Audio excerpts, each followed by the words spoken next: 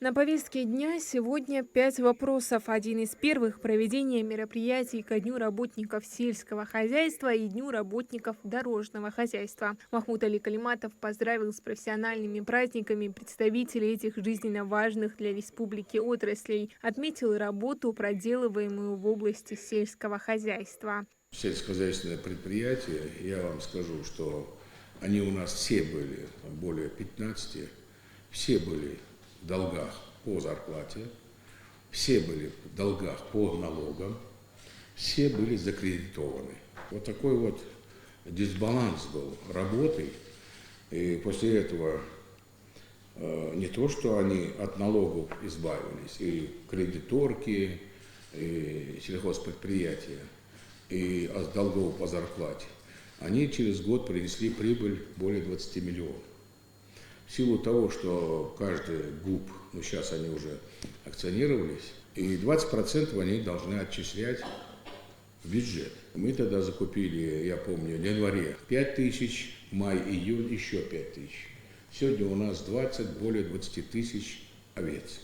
Те предприятия, которые здоровые работали, мы их передали абсолютно безвозмездно, то есть бесплатно. Только развивайтесь. Урожай был 12-14 центнеров с гектара. На сегодняшний день, я вам говорю, у нас даже ячмень 30-32 центнеров, по России 24 с копейками. У нас ячмень даже. А зерновые дальше уже шли там, это уже 40-45. Вот сейчас кукурузу, мне сказали, до 50 дойдет. Была поставлена задача отдавать удобрения, то, что положено, семена отдавать, потому что это закупает Минсельхоз. И когда мы, как положено, начали им отдавать, то они стали работать. И сегодня, я вам скажу, мы обеспечили республику мясом, зерновыми. Мы, вы знаете, с фонда выделяли средства, чтобы поддержать личное подсобное хозяйство у себя на участке. Если он там высаживает фрукты, овощи, комиссию создали, и мы заинтересовали. Я выражаю благодарность именно труду, и мы обязательно 25-го отметим достойных людей в нашем Минсельхозе. Следующий вопрос – дорожное строительство. Обсуждают выполненные в текущем году работы по ремонту и строительству дорог. Главное среди них – реконструкция участка дороги протяженностью в почти 30 километров Сунжа-Карагорск. Мы 19 октября будем участвовать в работе дорожного хозяйства. Это стратегическое значение имеет. Ингушетия входит в топ-5 регионов страны по качеству дорог. Это подтверждает эффективность реализации нацпроекта. То есть я Хаматханову хочу искренне сказать спасибо. Я выезжал, вот, как говорится, Белогринка, просил бы каждого проехать, посмотреть. Это самый большой объект, 30 километров дороги.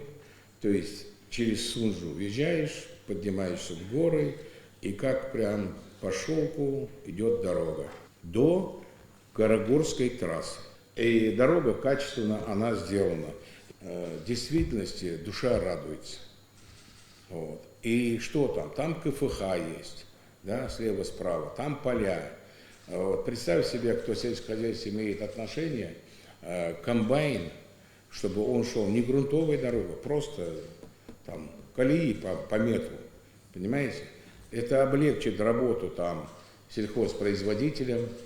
У нас там оживет слева-справа. Красота неимоверная. Программа комплексного озеленения – еще один вопрос повестки. Обсуждается статус исполнения поручения по высадке деревьев вдоль автомобильных дорог. Минсельхоз, Минприроды, главы районов городов, мэр города Сунжа, там Малгобек пусть посуетится. Слева, справа там, может быть, редко там деревья растут. Липу, акации, вот такие деревья. Там можно просто высаживать их. Где деревья, там влага. Она ее держит. Мы можем там новые для пчеловодов сделать место. Просто до этого там машина не проехала бы. Там нигде не стали бы. И понимаете, флора и фауна, я вам даю слово, что там будут необыкновенные разные птицы и животные. Там много чего появится. Мы должны еще беречь это. сохранять это. В числе вопросов развитие ключевых образовательных учреждений и поддержка участников СВО и их семей. Говорят о текущей деятельности кадетского корпуса. Также обсуждается модернизация рынка в Сунже. Планируется, что он станет образцовым в республике. По периметру рынка там не должно оставаться ни одного незаконного строения. Опасность определите. Это по каждому рынку. А Сунжа показательный должен быть. Это должен быть пример рынка, подъезд, отъезд, площадки. Налоговая должна там работать. В рамках совещания обсуждают также экологическое состояние рек, готовность к отопительному сезону и эффективность обратной связи с населением. По всем вопросам Махмуд Али Калиматов дал соответствующие поручения. Хадиджа Ивлуева, Сулейман Костоев, Магаз 24.